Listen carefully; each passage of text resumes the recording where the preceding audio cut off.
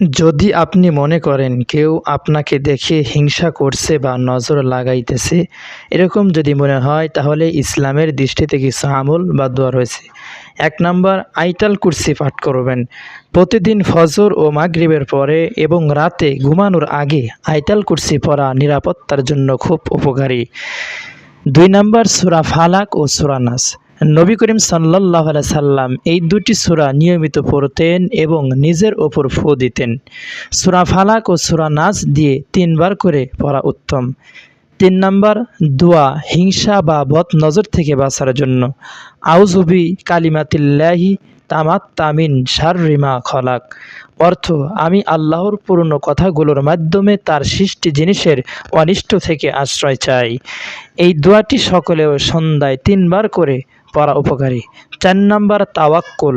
সবচেয়ে বড় নিরাপত্তা হলো আল্লাহর উপর পূর্ণ ভরসা রাখা। তিনি রক্ষা করবেন ইনশাআল্লাহ। আপনি চাইলে আমি এই সব কিছু আল্লাহ তাআলা রাজি খুশি করার